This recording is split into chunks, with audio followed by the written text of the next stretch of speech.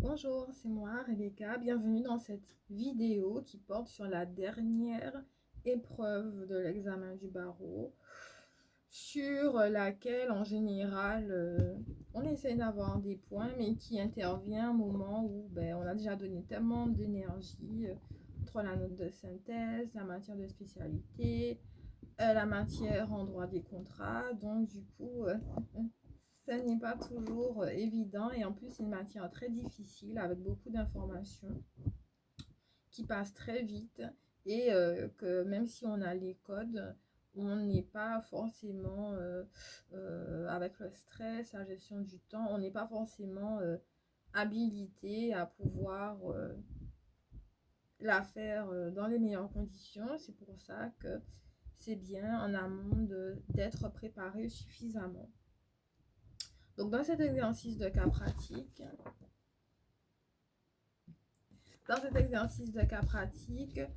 l'affaire est la suivante.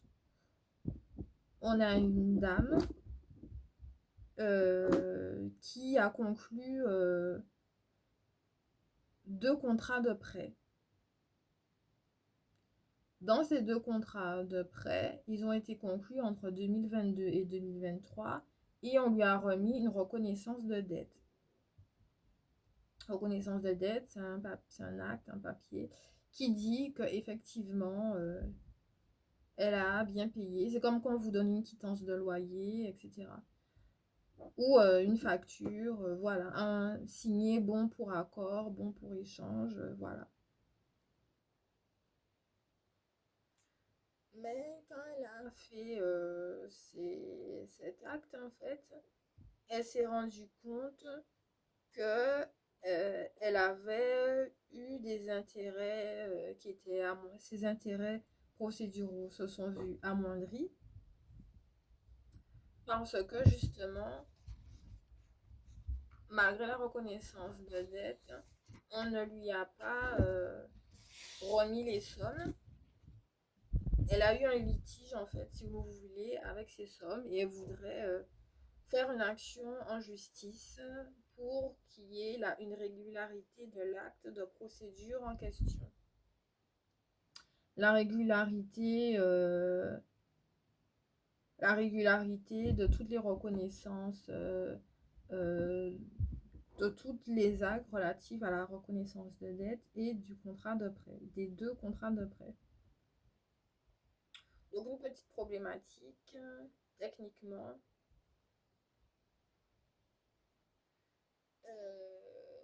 comment garantir les droits procéduraux d'une requérante qui voudrait se prévaloir de la régularité d'un acte formé à son encontre. Bon, il y en a d'autres, hein, des problématiques. Mais au moins celle-là, elle est générale. Donc le plan, donc vous avez, alors moi j'ai choisi de commencer un petit peu, pas par donner des définitions, mais par commencer par la base, en disant que effectivement, Madame la requérante en question a des droits qui lui permettent d'ester en justice, ça veut dire d'enclencher une action, mais sur quel fondement. Donc les fondements, en fait, ils vont être issus des grands principes directeurs au procès, mais également des arrêts fondateurs de la CEDH. Voilà.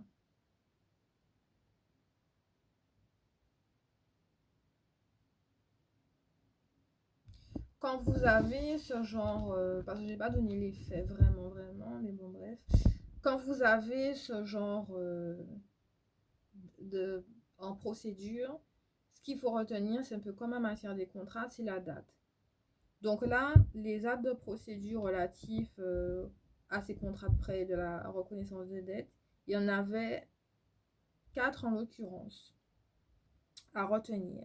On vous dit que le 29 avril, elle a une condamnation du jugement par un tribunal judiciaire. Ensuite, que le 6 mai 2024, parce qu'on se place après la date de conclusion du contrat, elle a eu la signification du jugement qui lui a été remis à personne par le commissaire de justice. Ensuite, vous avez eu le mardi 4 juin 2024, une date à laquelle le greffe de la Cour d'appel a reçu la déclaration d'appel par communication électronique. Et enfin, vous avez une dernière date, le mercredi 12 juin 2024, où elle a reçu un message électronique du greffe de la Cour d'appel sur un changement du dispositif du jugement contenant des irrégularités. Voilà, donc à chaque fois, elle a reçu une succession d'actes et à chaque fois, on se demande si l'acte est régulier. Est-ce que l'acte de la cour d'appel est régulier? Est-ce que la messagerie, elle était envoyée correctement et dans les temps? Un procès se gagne sur la procédure parce que les gens, ils pensent en fait, souvent, en fait, on gagne un procès de deux manières. On est impeccable, impeccable, impeccable, impeccable. euh, dans la procédure. Il n'y a pratiquement aucune irrégularité, sachant qu'on trouve toujours des irrégularités, la plupart du temps, même quand elles n'ont pas lieu d'être. Et la deuxième des choses, être dans les bonnes grâces du juge. Si on n'est pas dans ces bonnes grâces, voilà. Ça, c'est peu importe hein, la notoriété de l'avocat, peu importe à quel point peu importe beaucoup de choses en fait. C'est ça en fait ce qui compte surtout, c'est la procédure. Parce que grâce à ça, nonobstant des manœuvres dilatoires, ce sont des manœuvres qui tendent à faire gagner du temps ou à faire retarder le procès. Nonobstant de ça, vous pouvez gagner juste avec sur le fondement des irrégularités de fond ou de forme de procédure qui remettraient du coup le procès en cause. Voilà. Ce que je voulais vous expliquer également, c'est que vous avez différents types d'actes judiciaires. Un acte judiciaire, c'est pas un acte il n'y a pas des actes que de procédure. Il y a aussi des actes judiciaires. Ce sont les actes qui sont rendus par le juge. Les actes qui sont rendus par le juge en premier instant, donc le tribunal judiciaire, ça s'appelle un jugement. Dans le jugement, vous avez les motifs et les dispositifs. Les motifs et les dispositifs, c'est lorsque les parties, donc le demandeur et le défendeur, le plaignant et du coup celui qui est le plaignant, donc la victime, et le présumé coupable, vont tous les deux donner leurs moyens de défense avec des preuves. Ils vont donner des faits, ce sont les allégations des parties, et c'est sur ces faits que le juge va en dégager son jugement pour pouvoir rendre son verdict. Si le verdict en question du jugement est satisfaisant pour le plaignant, pour la victime, si la victime a gagné son procès en première instance, voilà. Mais non, mais vous avez des jugements qui sont rendus du coup en première et en dernier ressort. Ça veut dire qu'ils vont être jugés le jour même ou alors sur minute et ils ne vont pas vous donner l'ouverture à une voie d'appel. Parce que ce que le juge va dire en première instance peut être toujours contredit en appel. Et donc, vous avez des jugements qui sont rendus à charge d'appel et d'autres qui n'ouvrent pas forcément du coup de voie de recours. Quand un jugement n'ouvre pas de voie de recours, en général, on dit qu'il a force exécutoire. Quand un jugement a force exécutoire, ça veut dire que les parties doivent s'y contraindre. Sauf dérogation de la loi, mais elles doivent s'y contraindre, peu importe. Elles ne peuvent pas le contester en deuxième instance.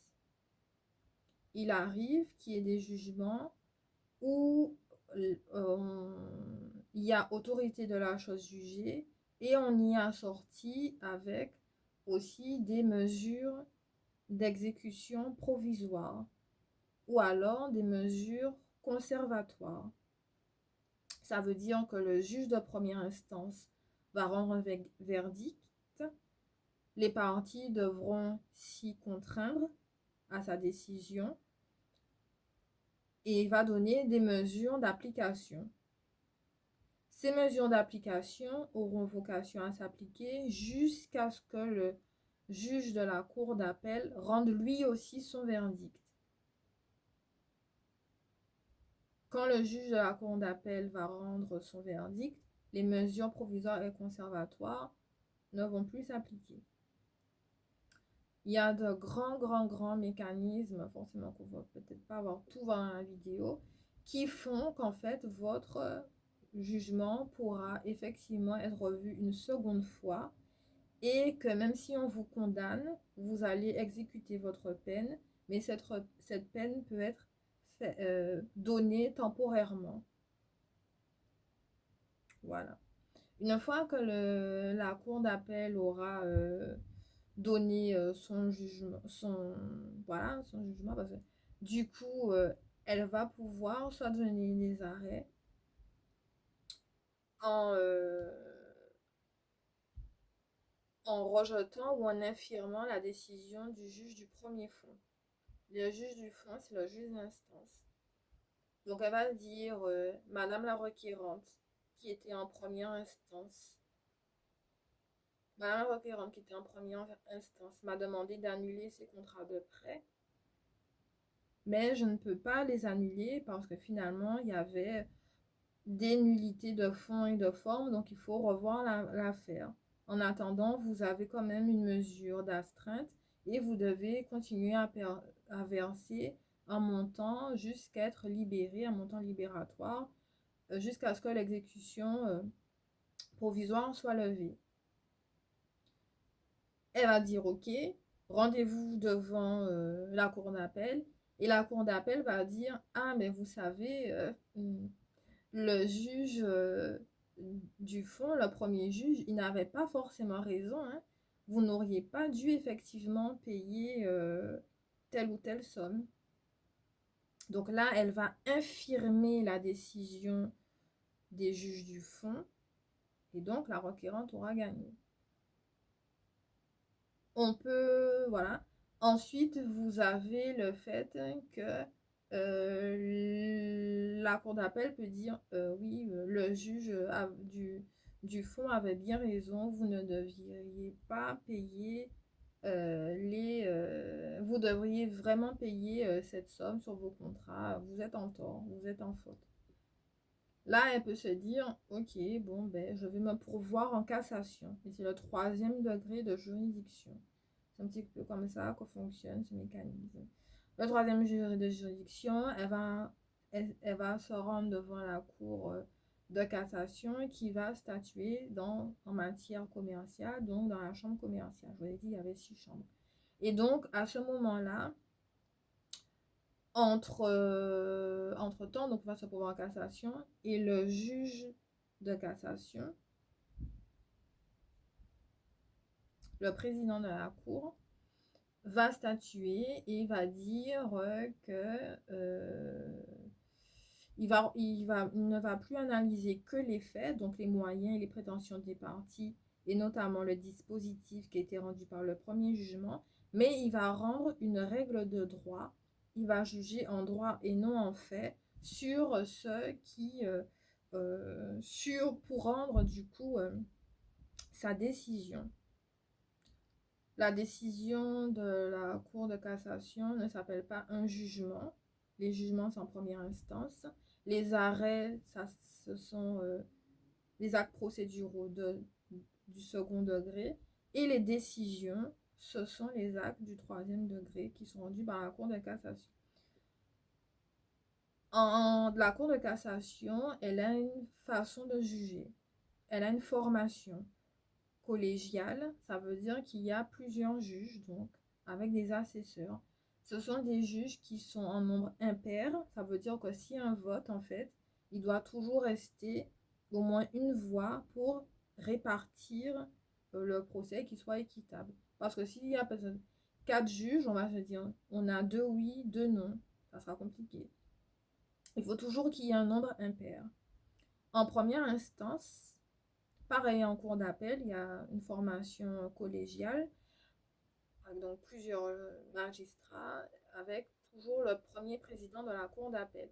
En première instance, par contre, vous pouvez avoir une formation statuant un juge unique. Ça veut dire qu'il y a un seul juge qui va statuer et qui va rendre sa décision. En général, ça se fait souvent en matière de référé. Les référés, ce sont des, une instance donc, qui est codifiée à l'article L 521-1 et L 521-2. Donc, référé provisoire, d'urgence, liberté, mesures utiles, etc. Ce sont tous les référés qui ont vocation à juger une affaire en fonction de son urgence. Quand vous avez une urgence ou alors une atteinte à un droit à une liberté, vous avez des référés en matière civile et vous avez des référés en matière administrative, avec beaucoup de jurisprudence qui s'y attache. Tout ça pour dire que maintenant que vous voyez un peu comment fonctionne le procès, les 3 degrés de juridiction, les compétences en fonction de la matière, sociale, commerciale, la formation des juges, ils sont à plusieurs, collégial ou à juge unique. Ensuite, qui rendent des actes procéduraux, des jugements, des arrêts ou des décisions qui peuvent alors soit confirmer ou interjeter ou être rejetés et qu'ils rendent surtout, donc en cassation, ils ont un visa, donc ce sont des arrêts de principe, des attendus et les moyens tirés pour avoir après une solution. Donc, chaque jugement, si vous voulez, chaque décision judiciaire a euh, euh, une structure écrite bien particulière. Il y a une façon d'écrire un jugement. On peut rappeler la règle de droit, on rappelle la sanction, la violation de la règle de droit, on rappelle ce qui était dit en première instance, on rappelle ce qui était dit en cassation, on rappelle ce que les avocats de l'appelant et de l'intimé. Donc l'appelant, c'est celui qui a fait l'appel, l'intimé, c'est celui contre qui l'appel a été formé. On fait, on dit.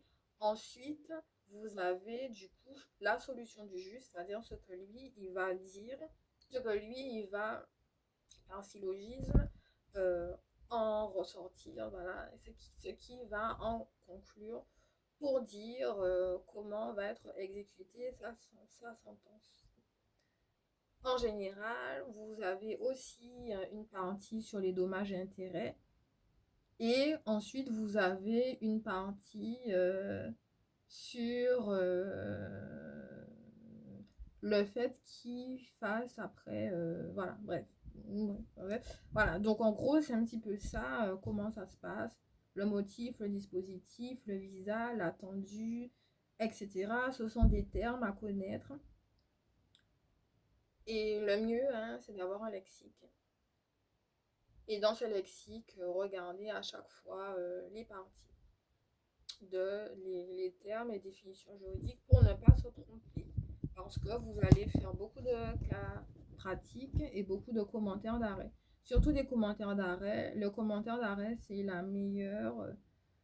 C'est la meilleure. C'est le meilleur exercice qui soit. Après, à l'école du barreau, on fait des conclusions et des mémoires, donc des mémoires introductives, des mémoires complémentaires, etc. Et là aussi, c'est un autre type d'acte. Mais en gros, voilà.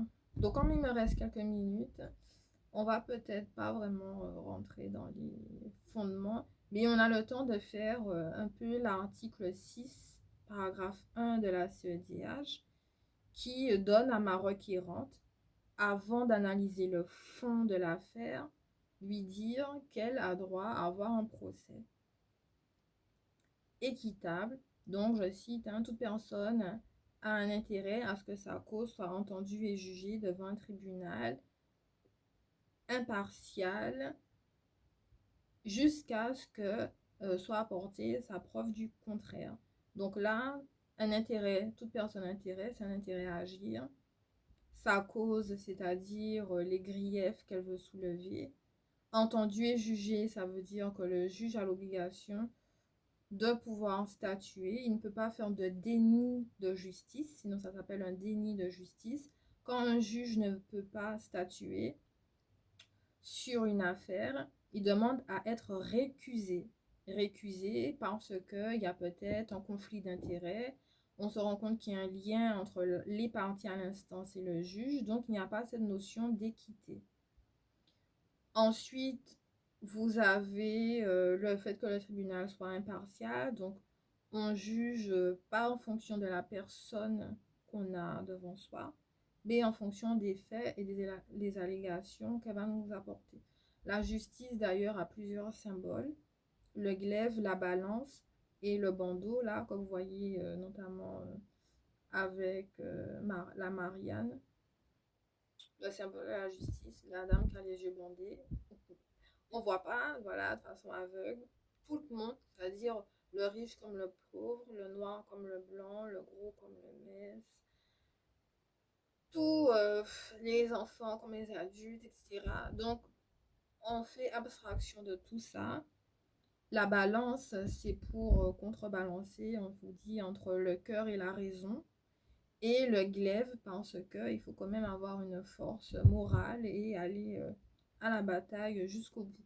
En gros, c'est ça les grands symboles de la justice. Et donc, ensuite, vous avez jusqu'à ce que on en apporte la preuve du contraire. Et ça, ce sont les grands principes du contradictoire. Donc, la contradiction également, c'est un principe qui était soulevé par l'article 6, paragraphe 1. Et donc, vous devez apporter la preuve probante. Et chaque fois, je vous dis qu'il y a la preuve simple et la preuve irréfragable. J'ai même fait une petite vidéo dessus pour vous montrer la différence entre les deux. Et du coup, donc on dit, on est présumé coupable. Ça veut dire qu'on pense qu'on vous êtes coupable, mais vous serez vraiment un accusé le jour où vous aurez apporté les charges, du coup, pour donner avérer votre culpabilité. En gros, c'est ça les grands principes contradictoires.